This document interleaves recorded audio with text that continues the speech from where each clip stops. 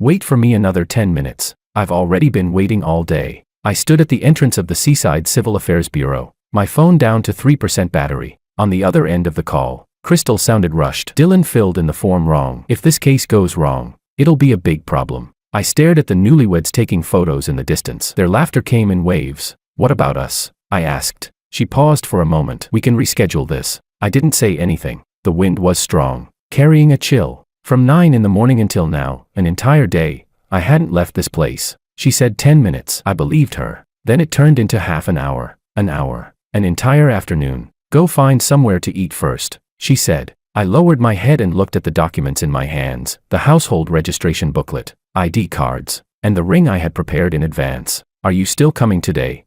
There was a 2-second silence on the other end. I'll try. I let out a small laugh. The first time I heard "I'll try," I made excuses for her. The second time, I started to doubt. And this was the third. Suddenly, I understood something. In her life, I had never been the most important one. Chapter 01. I had been with Crystal for 3 years. She was a practicing lawyer at a well-known law firm in City A, fast-paced, decisive, and always straightforward. I was a project lead at a design company, earning well and with relatively flexible hours. A lot of people said we complemented each other. She charged forward. I smoothed out life behind her. I believed that too, until the day we went to register our marriage for the first time. She picked the date. She said Wednesdays were less crowded, the process would be faster, and it wouldn't interfere with work. I took the day off in advance, put on a shirt, and even got a haircut. The person in the mirror looked clean and sharp, like someone about to start a new life. Her tone over the phone was calm. You go ahead first. I need to handle something here. I'll be there soon. I didn't think much of it. She was always busy. I was used to accommodating her. The Seaside Civil Affairs Bureau in City A sat at the end of a coastal road, a white building, with a windbreak forest beside it, and the sea just beyond. When I arrived, it was only a little past 9. There were already several couples inside. Some held flowers. Some laughed as they took photos. Others quietly discussed wedding details. I stood at the entrance, checked the time, and sent her a message. I'm here. She replied quickly, okay, 10 minutes. So I waited there. 10 minutes passed. 20 minutes passed. I found a seat by the window where I could see the sea outside. The wind was strong, and waves crashed against the rocks again and again. I started scrolling through my phone, checked the workgroup chat for a while, then read a few trivial news articles. She didn't send anything else. I called her. No answer. I frowned and sent another message. Are you here yet?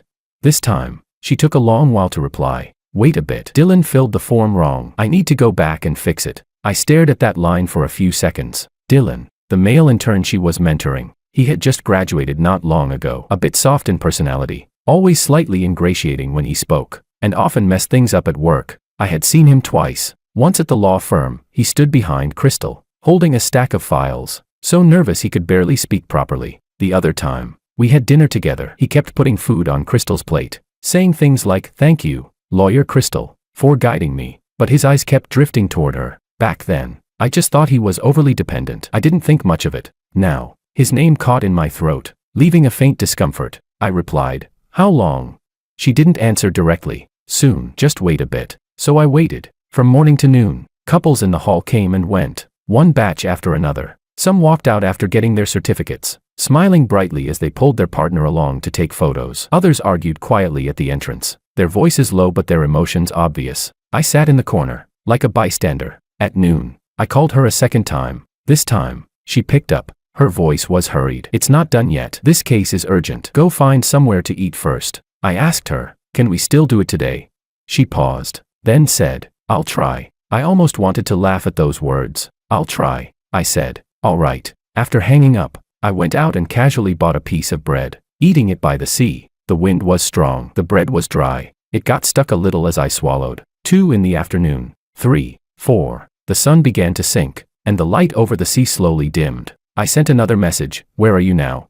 This time, she didn't reply. I didn't call again. My phone battery was nearly dead. I dimmed the screen, trying to save what little was left. There were fewer and fewer people around. The staff began packing up documents. Someone reminded the couples who hadn't finished yet to hurry. I stood in front of the counter, suddenly hesitating. Should I keep waiting?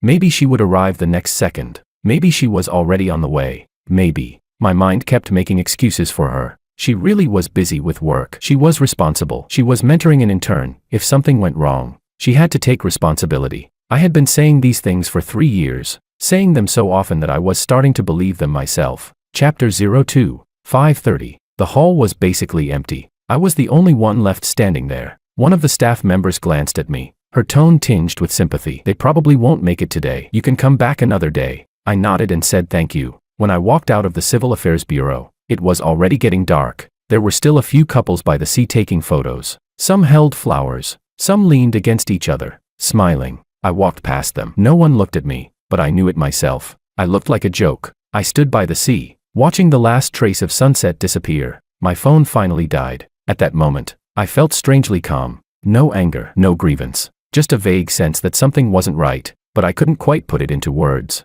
On the way back, I sent her one last message. I'm heading off. She took a long time to reply. Sorry, I really couldn't get away today. I stared at that sentence for a long time. Then I replied, it's fine, natural, composed. Just like every time over the past 3 years. That night, I returned home alone. I placed the prepared documents on the table, ID card, household registration booklet, and the ring I had bought in advance. I opened the ring box, then closed it, over and over again. Finally, I put it in the innermost part of the drawer. I lay on the bed, staring at the ceiling. Scenes from the day kept replaying in my mind. The sea breeze, the empty hall, and her words, soon. I began to seriously think about one question. Was she really unable to come? Or did she simply not put this matter first?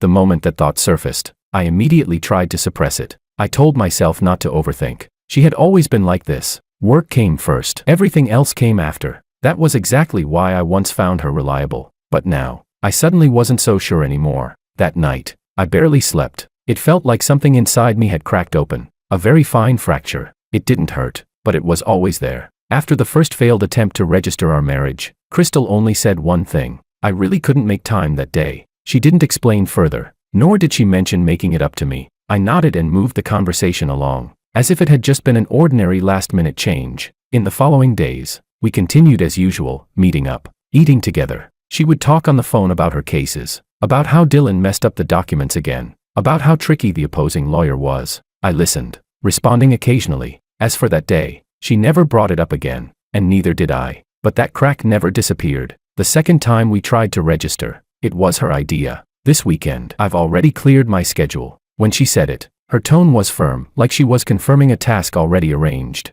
I looked at her and asked, nothing unexpected will come up this time, right? She frowned, slightly impatient. No, I've already arranged everything. I nodded. This time, I didn't go alone. I told my parents and invited a few close friends. Not for show, just to settle this once and for all. 3 years. It was time for a result. That day, I arrived early at the Civil Affairs Bureau. Not the seaside one, the one in the city. The hall was larger, and there were more people. I checked the entire process in advance, confirmed all the documents, and even took a queue number for her. Relatives and friends gradually arrived. My mom pulled me aside to talk, unable to hide the joy on her face. This time, nothing should go wrong. Her tone was light, but I could hear the probing underneath. I smiled and said, it won't. The moment I said it, I paused slightly myself. Time moved forward bit by bit. 10:30, that was our agreed time. She still hadn't arrived. I sent her a message, where are you?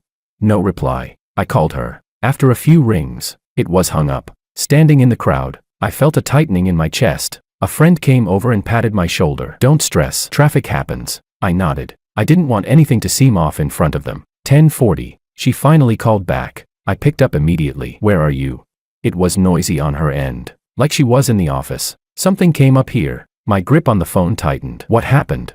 She lowered her voice. Dylan got stuck on something. The opposing lawyer is deliberately making things difficult. I need to go back and handle it. I didn't speak for a moment. She continued. Just wait a bit. It'll be quick. How long? I asked. She paused, not giving a clear answer. Not too long. Those words made my chest feel heavy. I glanced around the hall. Everyone was waiting for us. My mom stood to the side, her eyes fixed on the entrance. I lowered my voice. Can we still do it today? She sounded a bit hurried. Yes, don't worry. I didn't say anything more. The call ended. I stood there, my phone still pressed to my ear. Suddenly, all the surrounding sounds became sharp and clear. People laughing, people discussing the process, numbers being called. None of it had anything to do with me. Slowly, I lowered my phone. A friend walked over and asked, is she almost here? I nodded. Something came up. She'll be a bit late. When I said that, I made my tone as natural as possible, as if it were something trivial. Chapter 03. Time kept moving forward. 11 o'clock. 11:20. Our number had already been called. A staff member came over to remind me. Are you still going through with it? You'll need to take a new number. I said. I'll wait a bit longer. He looked at me, then didn't say anything else. Relatives started whispering among themselves. I could catch fragments. Why isn't she here yet? Wasn't there a set time? Did something happen? I didn't want to listen, but the words slipped into my ears anyway. My mom walked over and asked quietly, when exactly is she arriving? My throat tightened a little. She's on the way. She stared at me for 2 seconds and didn't press further, but her expression had already changed. 11:30. The phone rang again. I picked up almost immediately. Are you done? There was a brief silence on her end. Not yet. The other side is being very aggressive. I can't leave right now. It felt like something struck inside my head. You mean, you're still at the firm? Yes. I glanced around the hall. Everyone was there. Everyone except her. How long will it take? I asked. She didn't answer that. Instead, she said, just explain it to them first. The moment those words landed, I felt hollow. Explain. How was I supposed to explain this? I didn't ask anything more. I only said, all right. Then I hung up. Standing there, I suddenly felt cold. Even though we were indoors, the air conditioning normal, there was a chill creeping up my back. A friend walked over. What's going on? I looked at him, wanting to say something, but the words stopped at my lips and were swallowed back. She's dealing with something. She'll be a bit late. I repeated it. This time, even I felt how empty those words sounded. Someone in the crowd laughed. Not loudly, but I heard it clearly. Looks like the bride isn't coming. Another voice followed. Isn't this the second time already? I didn't know if they were saying it on purpose for me to hear, but at that moment, my face felt hot. Not from embarrassment, more like being exposed. Placed under a spotlight with nowhere to hide. My mom's expression completely darkened. She walked up to me, her voice low. Is she coming or not? I didn't answer immediately. I knew the answer, but I didn't want to say it out loud. After a few seconds, I spoke. Maybe, she's not coming. She froze for a moment. The people around us also went quiet for a second. It was as if the air had been sucked out of the room. No one spoke. The light, cheerful atmosphere from before vanished instantly. I stood in the middle of the crowd, still clutching the stack of documents. The edges were slightly crumpled from how tightly I had been gripping them. People started packing up. Some found excuses to leave. A friend patted my shoulder, saying nothing. In a situation like this, nothing would be appropriate. I watched them walk away one by one, like watching a scene that was supposed to belong to me slowly disperse. In the end, only my mom and I were left. She didn't say anything more. She just sighed. It was a soft sound, but it pressed on my chest until it felt hard to breathe. I lowered my head and looked at the documents in my hands. ID card, household registration booklet, and the appointment slip. Everything was ready. All the procedures set. The only thing missing was her. I packed the documents away, slowly, as if I were trying to delay something, but I knew very clearly. This time, it wasn't a matter of time. When I walked out of the Civil Affairs Bureau, the sunlight was bright. I squinted. My phone vibrated in my pocket. I didn't take it out immediately. I already knew who it was, and I could guess what it said. I stood at the entrance, not moving. The scenes from just now replayed in my mind. Those looks, those whispered comments, and her words, just explain it to them. Suddenly, I understood something. In her world, there were things that had to be handled first, and I had never been at the top of that list. Finally, I took out my phone. The screen lit up. She had sent one message. Sorry, it's more complicated than I expected here. I stared at that line for a few seconds. I didn't reply immediately. My finger hovered over the screen, but I couldn't press down. Chapter 04. I didn't reply to that sorry. The phone rested in my palm for a moment before I turned off the screen and slipped it back into my pocket. The crowd had mostly dispersed. At the entrance of the Civil Affairs Bureau, only a few scattered couples remained, along with some newlyweds who had just come out to take photos. I stood there for a while, then turned and left. This time, no one looked at me. No one laughed. But that feeling of being put on display in front of everyone still clung to me. Impossible to shake off. Back at my place, I put the documents on the table. The same spot as last time. Only this time, there was an extra, an appointment slip, creased from being folded. I sat on the couch without turning on the lights. The room was quiet. My phone lit up, then went dark again. She sent a few more messages. I didn't read them. I could already guess what they said. Explanations, apologies, and another line about how she really couldn't get away. I had heard those words too many times. At 9 that night, she called. I watched the screen flash for a long time before finally picking up. It was quiet on her end, like she had just finished work. Did you get home? Yeah, I answered. She paused, then said, things got a bit complicated today. The other side changed their strategy last minute. Dylan couldn't handle it. so I had to stay. She spoke in a professional, composed tone, like she was reviewing a case. I leaned back on the couch, listening, not interrupting. She continued, I know today wasn't ideal, but if this case goes wrong, it'll affect everything down the line. I looked at the documents on the table and suddenly asked, what about us? She fell silent for a moment. We can schedule another time. She said it so naturally, like rescheduling a meeting. I didn't respond right away. The only sound in the room was the faint rustle of papers from her side. After a few seconds, I said, okay. She seemed to let out a breath of relief. I'll wrap things up here as soon as possible, and then we'll set another time. The call ended. The entire conversation had no argument, no emotional outburst. It was calm, as if nothing had happened. I stayed where I was, unmoving. After a while, I got up and turned on the lights. White light flooded the room instantly. The documents on the table looked especially neat. I walked over and smoothed out the appointment slip. The date on it had already expired. I stared at those numbers for a while. They suddenly felt unfamiliar. In the following days, things between us went back to how they were before. She stayed busy with her cases. I stayed busy with my projects. Occasionally, she would text to ask if I had eaten. Her tone no different from before. I would reply. On the surface, nothing had changed, but something had already shifted out of place. The third time was her suggestion. This Wednesday, 9 in the morning. I've already confirmed my schedule. When she said it, her tone was more direct than before, like she was presenting a final plan. I looked at her and didn't agree immediately. She frowned. Do you have something else planned? No. Then it's this time. After saying that, she added, there won't be any problems this time. I nodded. I didn't ask anything more. This time, I didn't tell anyone. No relatives, no friends. I only brought the documents and the ring. I didn't want to go through that kind of scene again. That day, I arrived early. The hall wasn't big, and there weren't many people. I found a seat by the side and sat down, the documents resting on my lap. Time passed little by little. 9 o'clock sharp. She didn't show up. I didn't send a message. I just looked up at the entrance. People came in, people left. Not her. 9:10, 9:20. I took out my phone and checked. No unread messages. I didn't call. My finger hovered over the screen. Then I put it down. 9:30. Her call finally came in. I answered. Her voice was a little rushed. Are you there yet? I'm here. Something came up on my side. I closed my eyes for a moment. I had already heard those words twice. What happened? I asked. She said, Dylan's documents were sent to the wrong place. We have to prepare a new set. I need to supervise it. I didn't respond. She continued, just wait for me a bit. I'll handle it as soon as I can. How long? I asked. She paused. Not too long. Hearing those words, I suddenly felt a sense of familiarity. Familiar, and almost grating. Chapter 05. There were people whispering in the hall. Staff members were organizing documents. Everything was normal. Only me, like I was stuck in a scene on repeat. I looked at the entrance and suddenly didn't want to wait anymore. I stood up and gathered my documents. The movement was clean, decisive, no hesitation. On the other end, she was still speaking. Don't leave yet. I'll be right. I cut her off. No need. She froze for a moment. What do you mean? I took out the ring box and held it in my palm. My voice was steady. You don't need to come. There was a 2-second silence. Fernando, what are you talking about?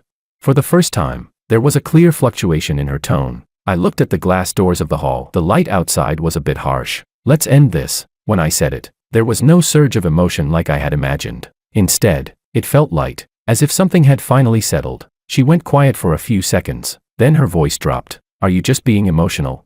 I didn't answer that. I only said, don't come. Her tone grew urgent. Wait for me. I'll finish up and come over right now. We'll talk in person. I pulled the phone away from my ear and glanced at the call screen. Then I hung up. Someone in the hall glanced at me. I didn't stop. As I reached the entrance, a staff member called out, Are you not going through with it?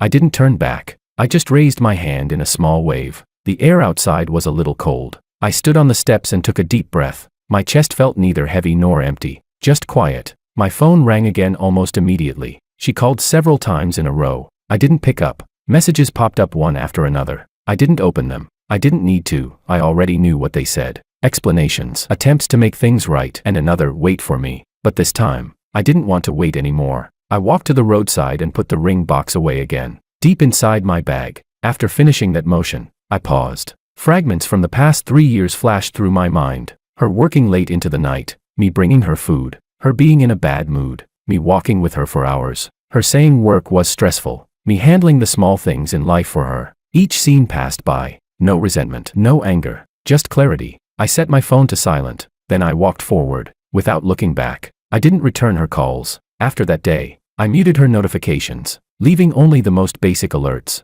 Occasionally, my phone would light up. I would glance at it, but not open it. She texted frequently. At first, it was explanations. The issue with the documents has been resolved. That day really was an emergency. We can set another time. Her tone was still the same, rational, structured, like she was handling a postponed task. I didn't respond. The next day, she changed her approach. Fernando, pick up. Let's talk. This kind of silence doesn't solve anything. We can work this out. I still didn't reply. I wasn't being petty, nor was I trying to force her to give in. It just felt like there was no need to explain anything anymore. On the third day, her tone began to unravel. Where are you? Did you go back to the office? I went to your place. You're not there. She even sent a photo of the entrance to my place. The door was closed. I glanced at it, then turned off the screen. I had already started preparing to leave. The resignation process wasn't complicated. I had been at the company for several years, delivered solid projects. My manager tried to persuade me to stay. Is it because of work pressure? We can adjust things. I shook my head. Personal reasons. He looked at me, as if wanting to say more, but in the end just nodded. Let me know if you need anything. I acknowledged him. The whole process went smoothly. No one asked too many questions. On the day I packed up, I moved quickly. Documents on the desk were sorted into categories. Personal belongings went into boxes. A colleague helped me on the side. Someone asked, moving to another city? Yeah. Where to? I told them the name. They nodded, saying there were plenty of opportunities there. The conversation was light, like an ordinary resignation. Chapter 06. That night, when I got back to my place, I packed up the last of my things. The room felt much emptier. The table, the sofa, and the curtains I had never changed. I stood at the doorway and looked around once. There was no sense of attachment, just the feeling that what needed to end had already ended. My phone rang again. This time, I glanced at it. It was her. I hesitated for a second, then answered. On the other end, her breathing was slightly uneven. Why aren't you picking up my calls? I leaned against the doorframe, not sitting down. What is it? That question caught her off guard. Her tone changed immediately. What have you been doing these past few days? Handling some things. What things? I didn't answer. She went quiet for a few seconds. Then her voice softened. Are you avoiding me? No. Then why won't you see me? I looked at the suitcase on the floor and said calmly, there's no need. The moment those words came out, her side fell silent. When she spoke again, her voice was much softer. Fernando, let's talk. I didn't agree, and I didn't refuse. She continued, about that day, I can explain everything. You already did. I cut her off. Not on that level, she said, a hint of urgency in her voice. It's not that I don't value you. It's just that at the time, the situation. I didn't let her finish. Crystal, I rarely called her by her name like that. She stopped. You don't need to say anything more. On the other end, there was a faint sound of her breathing. It seemed like she wanted to speak, but couldn't. I spoke slowly. This has already happened 3 times. Not once. Not an accident. She didn't argue. Just silence. I continued. You have your choices, and I have mine. After those words, she finally spoke. Are you breaking up with me? I didn't answer directly, but the silence itself said everything. Her side suddenly grew anxious. Don't do this. We can adjust. I can rearrange my work. This won't happen again. She spoke quickly, like she was trying to hold onto something slipping away. I listened without interrupting. When she finished, I finally spoke. You've said that before. She froze. I didn't continue. There was a soft intake of breath on her end, like she was trying to steady her emotions. For the first time, she didn't respond immediately. After a few seconds, she asked, then what do you want? I looked out the window. Lights flickered on one after another. I already told you. She didn't reply. This time, she truly understood. The call ended abruptly. She didn't keep pressing. She only said, I'll come find you. Then she hung up. I placed my phone aside and didn't look at it again. The next day, I left City A. I didn't have much luggage, just a suitcase and a backpack. Standing at the station, I didn't inform anyone, and I didn't look back. I had lived in this city for many years, from graduation until now. Almost every important milestone of my life had happened here, including her. By the time I arrived in the new city, it was already night. I found a temporary place to stay and tidied up a little. The room wasn't big, but it was clean. Outside the window was a different rhythm of streets, unfamiliar, but not noisy. I sat at the edge of the bed and took out my phone. Once the signal came back, messages flooded in. Most of them were from her. The intervals between them grew shorter and shorter, from hours apart at first, to minutes apart later. The content had changed, too. No longer explanations, just questions. Where are you? Did you leave City A? Just tell me. I looked at those messages, my finger hovering over the screen. In the end, I still didn't reply. Chapter 07. In the following days, she started trying to reach me through other ways. She found one of my friends. When he called me, his tone was a little awkward. She asked where you are. I didn't tell her. I said, don't. He paused, then nodded. Got it. Another day passed, and my mom called. She rarely brought this up directly, but this time she didn't avoid it. She came to see me. I didn't say anything. She asked where you went. I didn't tell her. I responded with a quiet acknowledgement. My mom paused, her tone slower than usual. Did something happen between you two? It's already dealt with. She didn't ask for details. She just let out a sigh. I finalized my new job. The pace wasn't fast, but it was clear. Each day had a simple, direct structure. No sudden changes. No need to accommodate anyone else's schedule. After work, I would walk around the nearby streets alone. They were unfamiliar, but quiet. I realized I had stopped checking my phone so often, and I was no longer waiting for any message. A week later, her call came again. This time, I answered. Her voice was low, a little hoarse. Fernando, did you already leave?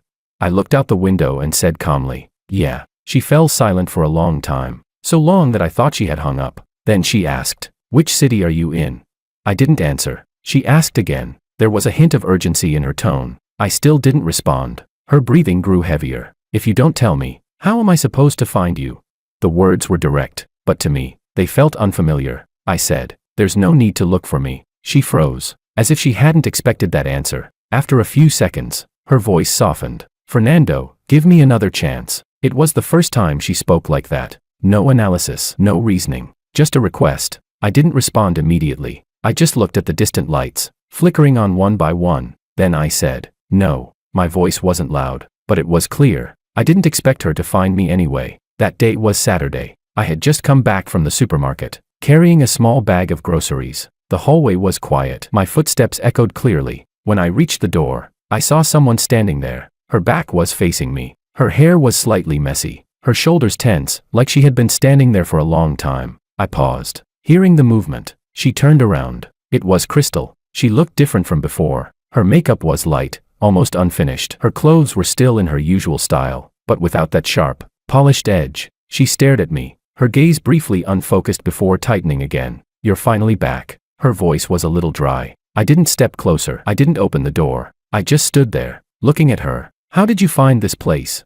She didn't answer immediately, as if she was organizing her thoughts. I asked around. I knew who she meant. She had more resources than I did. This kind of thing wasn't difficult for her. There was a short distance between us. She took a step forward, then stopped, like she was testing my reaction. I didn't move. The atmosphere was tense. She spoke first. Can we go inside and talk? I glanced at the bag in my hand, then took out the key. When the door opened, she instinctively walked in. The movement was natural, like countless times before, but this time, I stayed at the doorway, not following. She took a couple of steps before realizing I hadn't moved. She stopped and turned back to look at me. I said, go ahead. She stood in the middle of the living room, glancing around. The space was small, simply furnished. Her gaze lingered for a moment, then returned to me. Why didn't you tell me you came here? I set my things aside, not answering the question. What did you come here for? She froze for a moment, as if she hadn't expected me to be so direct. She took a breath. We need to talk. I nodded. Go ahead. She went silent for a few seconds, like she was searching for the right way to begin. About those 3 times, I can explain. I didn't interrupt. She continued. The first time, Dylan filled out the form wrong. If that case went wrong, it would have affected the client's interests. The second time, the opposing lawyer deliberately made things difficult. I had to go back. The third time, she paused, as if even she felt the repetition of her own reasoning. I looked at her, expressionless. Her voice gradually lowered. It's not that I don't care about you, I asked. Then what is it? Chapter 08. She didn't answer immediately. The room fell into a brief silence. She stepped a little closer. It's a matter of priorities. She said it slowly, as if admitting something. I looked at her. She continued. I always thought these things could be adjusted. Once work was done, we would still have time, but I didn't realize that for you. Those moments themselves were important. Her tone was no longer firm. It sounded more like she was reviewing a process that had gone out of control. I listened without responding right away. I walked to the table, poured a glass of water. When I handed it to her, she took it. Her fingers were a little cold. I sat on the other side, not getting any closer. So now you realize it, I said. She nodded. Yes. I asked. Out of those 3 times, was there ever a moment, before you left, when you thought about how I would feel. Her fingers tightened slightly. The water in the glass rippled. She didn't speak. She couldn't answer that question. I didn't press further. I just continued. Every time you said soon. Every time you made me wait. And in the end, it was always me who had to wrap things up. My tone wasn't heavy, but every word was clear. She lowered her head, not interrupting. She set the glass down, then looked up at me. Her eyes were slightly red, but she didn't cry. I've already rearranged my work. There was a hint of urgency in her voice. I've handed Dylan over to someone else. I won't personally handle his matters anymore. This won't happen again. She said it all in one breath, like presenting a solution. I listened, then nodded, and then. She froze. What do you mean? And then. I looked at her. You're making these changes so there won't be problems again. Or because you think this relationship is worth doing this for.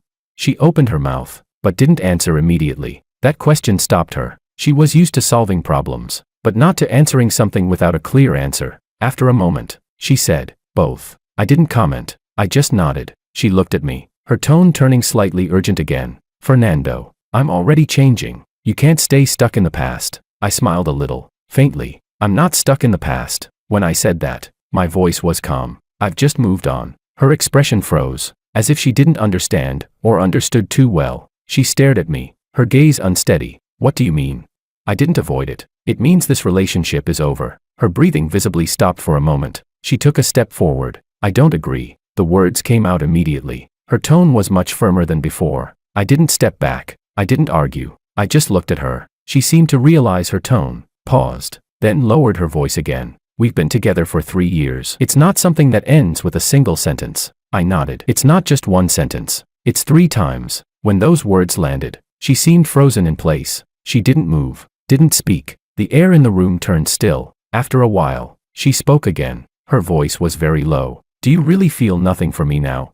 I looked at her, not answering immediately. That question was more direct than the others, and left no room to maneuver. I didn't say anything harsh. I just said, it doesn't matter anymore. Her gaze flickered, as if something had pierced through her. She stood there, no longer stepping closer, no longer offering explanations. She just looked at me. The way she looked at me now was different from before, no longer certain. There was a trace of unease. Time passed for a while. Finally, she spoke. I won't give up. She said it slowly. No urgency, no force. Like she was giving herself a direction. I didn't respond. She turned and walked toward the door. Halfway there, she stopped. She turned back and looked at me. I'll come find you again. I didn't nod. I didn't refuse. I just stood there, watching her open the door and walk out. Chapter 09. The moment the door closed, the room fell quiet again. I stood where I was, not moving right away. The conversation from just now replayed in my mind. There was no surge of emotion, no hesitation. I walked over and picked up the glass of water from the table. She had only drunk half. A little remained.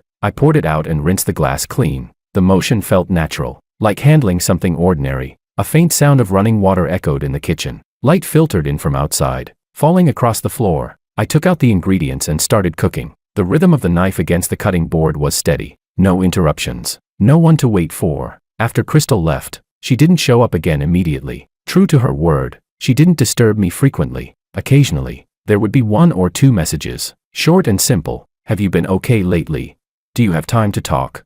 I didn't reply. Those words meant nothing to me now. My work in the new city gradually fell into place. The company wasn't large, but the project flow was clear, communication straightforward. The first project I handled went smoothly, and the client's feedback was good. Relationships between colleagues were simple, without complicated entanglements. It made everything feel lighter. Half a month later, I received a call. It was a former client from City A. Their tone was polite. Fernando, we have a project here. We'd like you to come back and assist. It won't take long, and compensation is negotiable. I had intended to refuse, but the project they mentioned was a continuation of one I had previously worked on. Many details were only known to me. After some consideration, I agreed. The day I returned to City A, I didn't inform anyone. My schedule was tight, leaving almost no spare time. The project meeting was held in a commercial office building. I arrived early and prepared my materials. When I pushed open the meeting room door, I saw 2 people, Crystal and Dylan. The air seemed to freeze for a moment. Crystal stood by the table, holding a file. When she saw me, she clearly froze. Dylan sat to the side. His gaze landed on me briefly, then quickly shifted away. His reaction was faster than hers, almost as if he had expected this. Why are you here? Crystal spoke first. There was a trace of emotion in her tone she couldn't fully hide. I placed my documents on the table, my voice neutral. The project requires it. She nodded and didn't ask further. The meeting began quickly. Throughout, Dylan was serious, more composed than before, speaking with clearer structure, but I noticed, when he looked at me, there was always a hint of tension in his eyes, as if he were guarding against something. After the meeting, people gradually left. I packed up my materials, ready to go. Crystal walked over. "When did you get back?" "Today." She nodded, then asked, "How long are you staying?" "Until the project's done." She looked at me, as if wanting to say more, but someone called her from the side, and she had to stop. As I walked out of the meeting room, Dylan followed. His pace matched mine, walking alongside me. "Nando," he called out. That nickname surprised me. He rarely spoke to me proactively before. I paused and looked at him. He smiled, but it was a bit stiff. "I heard you're doing well now." I didn't respond to that. "Do you need something?"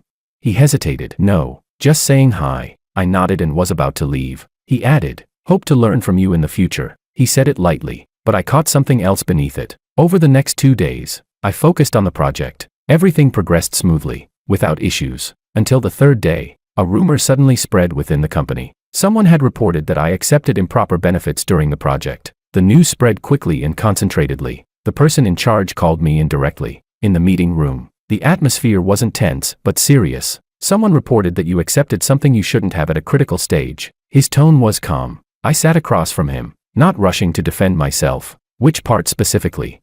He pushed a set of documents toward me, several communication records, and a transfer screenshot. The timing was precise, right at a key stage of the project. The amount wasn't large, but enough to raise suspicion. I finished reading and looked up. "Who provided these materials?"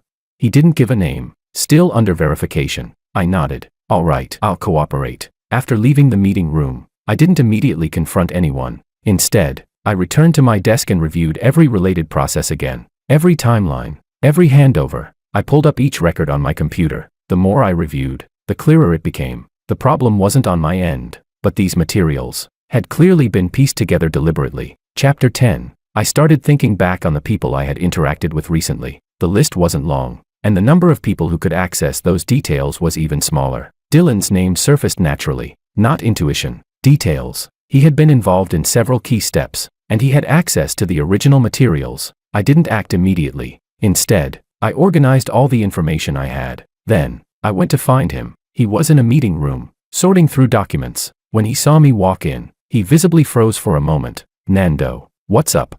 I closed the door. "Let's talk." He nodded, but his movements slowed slightly. I didn't bring up the report directly. I asked casually, "Busy with the project lately?" He smiled. "It's all right." I nodded. "Those documents from before, you were the one who organized them." His eyes flickered. "Yeah. Do you have backups?" "Yes," he answered quickly. I looked at him, saying nothing. The room fell silent for a moment. He grew a bit uneasy, lowering his head to sort the papers again. His fingers became slightly disordered. I spoke. "That transfer record, have you seen it?" His hands stopped. He looked up at me. His expression changed noticeably. "What transfer?" I didn't explain. I just looked at him. His throat moved slightly. "I'm not sure what you're talking about." His tone was firmer than before. I nodded. Didn't press further. "All right, then forget it." I turned to leave. Just as I reached the door, he suddenly spoke. "Nando." I stopped. Didn't turn around. His voice was low. "Some things aren't as simple as you think." I turned back and glanced at him. He stood there, his face a little pale, but his gaze was steady. I didn't respond. I opened the door and walked out. After that, I began reconstructing the evidence in reverse, not to prove my innocence, but to uncover how the other party had done it. The origin of every document, every inconsistency in timing. I matched each detail one by one. Very quickly, a complete chain emerged. That transfer screenshot had been fabricated, but the person who made it had referenced real timestamps, which meant they had access to the original records. I printed out everything I had compiled, a thick stack, then submitted it to the project lead. "This is my explanation." My tone was calm. He flipped through the documents for a while, his brow slowly furrowing. "How did you piece all of this together?" He asked. "The original records are all there." I gestured toward the documents. "Just cross-check them." He nodded, not saying anything further, but I could tell he had already formed a judgment. That night, the company held an emergency internal meeting. Everyone involved was present. I sat to one side, not speaking. The documents lay on the table in front of me, waiting for things to unfold. Chapter 11. The lights in the meeting room were bright. Both sides of the table were filled: project lead, legal, finance, and everyone involved in key parts of the process. I sat off to the side, the stack of compiled materials in front of me. No one spoke. The atmosphere was heavy. The project lead spoke first. "We've called everyone here today because an issue has come up in the project." His tone was steady, but every word was clear. "Regarding the report that Fernando accepted improper benefits, we've conducted a preliminary investigation." As he spoke, his gaze swept across the room. Finally, it landed on Dylan and lingered for a moment. Dylan sat across from me, his back straight. His hands rested on the table, knuckles slightly pale. He didn't look at me. He didn't look at the project lead either. His eyes were fixed on a single point on the table. The project lead pushed a set of documents to the center.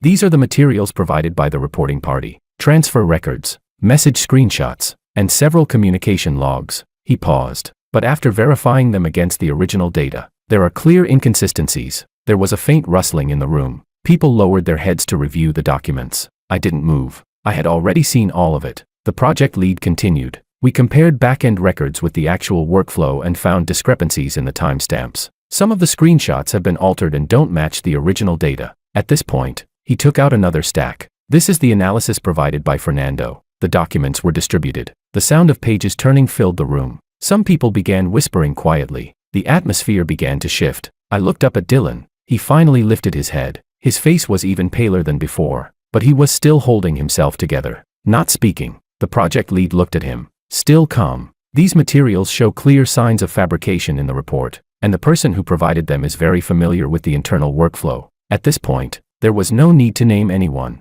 Everyone's gaze slowly converged in one direction. Dylan's breathing became audible. He opened his mouth, as if to speak, but no sound came out. The legal representative spoke. "We've conducted a preliminary check on the relevant devices. Some of the files were generated on the same terminal and then edited." His tone was cold, completely emotionless. The project lead nodded. "That terminal belongs to the project team." He paused, then said, "We have records of who used it." The air tightened instantly. No one spoke. All the pieces were already connected. Only the final step remained. The project lead looked at Dylan. "Do you have anything to explain?" The question was direct. No buffer. No room to evade. Dylan sat there, his body stiffening. After a few seconds, he forced out a sentence. "I'm not very clear about this situation." His voice was tense, completely different from before. The project lead didn't immediately refute him. He simply pushed a record toward him. "These are your login records on that terminal. The timestamps match the file creation times." Dylan glanced down. His fingers trembled slightly, but he held on. "At that time, I was organizing documents. Maybe someone took advantage of it." By the time he said that, his words were already unraveling. The logic didn't hold. I watched him, saying nothing. He was finally trying to find a way out, but there was none left. The legal representative added, "We also retrieved the operation logs. The modification path of the files is continuous. No interruptions." The meaning was clear. There was no room for the excuse of being set up. Dylan's expression changed completely. He stared at the documents, as if trying to find a loophole, but the more he looked, the more his breathing grew uneven.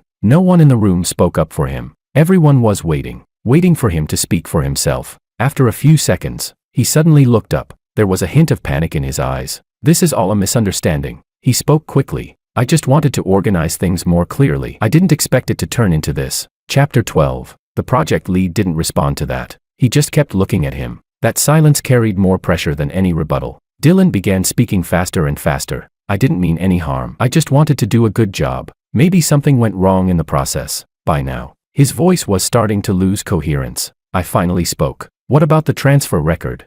I pushed the screenshot toward him. "Was this also something you organized?" He glanced at the paper. His eyes flickered. He didn't answer immediately. I didn't give him room to avoid it. "The timing, the amount, the account, it's all very precise. You're just an intern. You don't have that level of access. How did you manage it?"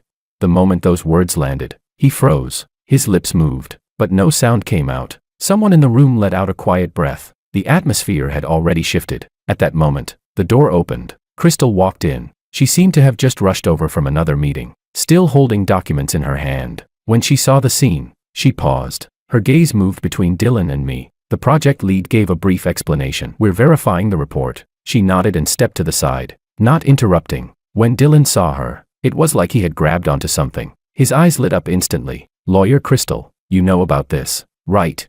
There was urgency in his voice, even a hint of expectation. Crystal froze for a moment. "Know what?" He leaned forward slightly. These materials, I organized them according to your instructions. The moment those words came out, the room fell silent. Crystal's expression changed immediately. What are you talking about? Her tone turned cold. Dylan didn't seem to notice. He kept going. You said before that the process needed to be clearer, that the issues should stand out more. I just followed that idea when I organized everything. He spoke faster and faster, as if trying to prove something. I watched the scene without saying a word. He was already losing control. Crystal stared at him, her brows tightly furrowed. I told you to organize materials, not to fabricate evidence. Her voice was low, but heavy. Dylan froze, as if he hadn't expected that response. I didn't fabricate anything. His words stopped, because even he couldn't finish that sentence. The project lead tapped the table lightly. The evidence is already clear. We'll proceed according to protocol. That statement was essentially a conclusion. There was no more room for explanation. Dylan's face drained of all color. He sat there, looking like he had collapsed inward. After a few seconds, he suddenly let out a laugh. A stiff, unnatural laugh. Then he looked at Crystal. There was something strange in his gaze now. So now you're denying it? His voice wasn't loud, but every word was clear. Crystal's expression froze instantly. What do you mean? He stared at her, the hint of a smile turning cold. You always told me to learn more, do more, said you wanted me to become independent as soon as possible. Whenever I messed up, you would fix it for me, I thought. He paused, as if swallowing something heavy. I thought you were on my side. When those words fell, the air felt compressed. Crystal stood there, frozen, no reaction. In that moment, she finally understood what he had been thinking, and how everything had led to this point. Her fingers tightened slowly. The documents in her hand creased. Her face turned pale, little by little. I looked at her. She didn't look at me. Her gaze stayed on Dylan, and for the first time, there was a trace of loss of control in her eyes. The meeting ended quickly. The follow-up process was handed over to the company. When Dylan was taken away, he didn't say another word. He looked like he had lost all support. People gradually left, until only Crystal and I remained in the room. She stood there, unmoving, as if she hadn't fully come back from what just happened. After a few seconds, she spoke. Her voice was soft. You saw through it a long time ago, didn't you?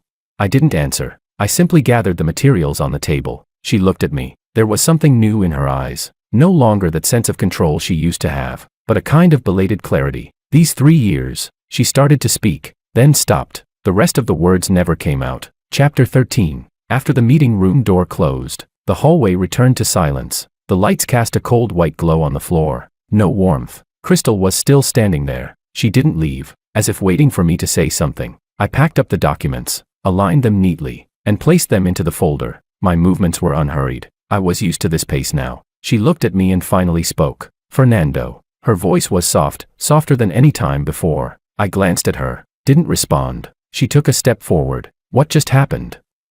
I didn't expect it to turn out like this. When she said that, there was no analytical tone. It sounded more like she was stating a result she couldn't accept. I didn't comment. Words like that didn't change anything now. She seemed to realize that too, and paused. Then she said, I always thought I was handling things properly. Her voice dropped slightly. Everything, including you, including work. I looked at her. Her expression was no longer sharp. That habitual sense of control had been torn open by what just happened. What remained underneath was something unfamiliar to her. Unsteady. She continued. I thought I could balance it, but in reality, I was just pushing things back. Her throat tightened slightly as she spoke. Her voice faltered for a moment. I didn't respond. I simply closed the folder. For me, this kind of realization came too late. She watched my movements, suddenly growing anxious. Fernando, I know where the problem is. I know what I did wrong. Her words came faster, like she was holding on to one last chance. I looked at her. Her eyes were red, but she didn't cry. It's not that I don't care about you. She repeated it, even softer this time. I know,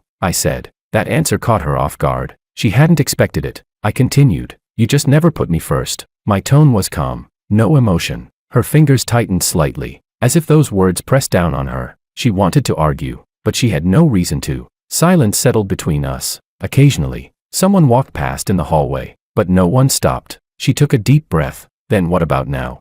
She asked. Her voice was quiet. Is there still any chance? She had asked this before, but this time, her tone was different. No testing, no reasoning, just a direct question about the outcome. I didn't answer immediately. I looked at her. Her expression was open. No defenses, no preparation for the answer. I said, no. Her gaze froze, as if that single word locked her in place. There was no emotional outburst. She just went still. After a few seconds, she spoke again. You're really not leaving any room at all? I didn't reply. She continued. 3 years, just like that.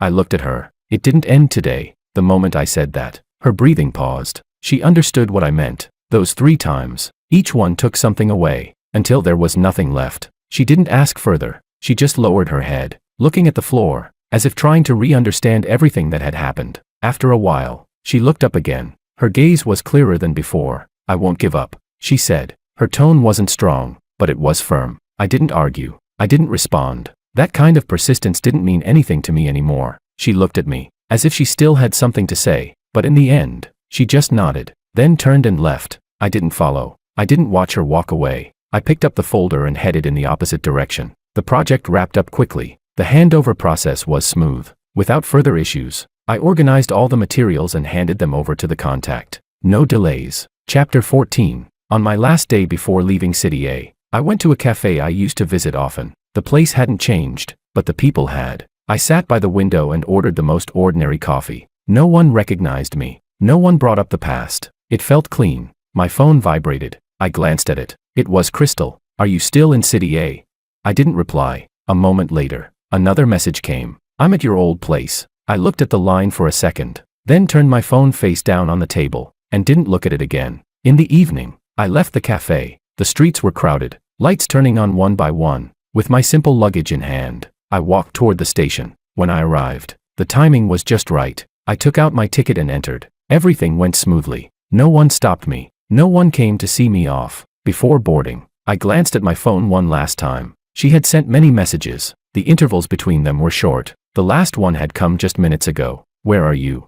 I didn't reply. I simply put my phone on silent. The train doors closed. My seat was by the window. I put my luggage away and sat down. The lights outside slowly drifted backward. When the train started moving, I didn't look back. This time, there was no hesitation at all. A new city was waiting for me. A new life had already begun. Later, I met someone. She was straightforward in how she did things, direct in how she spoke. No guessing. No need for constant reassurance. Being with her felt easy. We ate together, handled small daily things together. No deliberate planning. No repeated testing. The rhythm felt natural. One day, we were talking outside a restaurant. She was explaining a small issue from work. Her tone serious. I was listening. Not far away, someone stopped. I instinctively looked over. It was Crystal. She stood there. Didn't come closer. Didn't speak. She just watched us. She looked better than the last time I saw her. Her appearance had returned to its usual sharpness, but her eyes were different. The certainty was gone. She looked at me for a while, then glanced at the person beside me, as if confirming something. I didn't walk over. I didn't greet her. I just stayed where I was. In the end, she didn't approach. She turned and left. Her back was straight, but her steps were a little slow. The person beside me asked, "Someone you know?" I said, "An old friend." She nodded. Didn't ask more. We continued our conversation, as if nothing had happened. At that moment, I understood very clearly. Some relationships, once they reach their end, never turn back. Not because they're forgotten, but because they're no longer needed.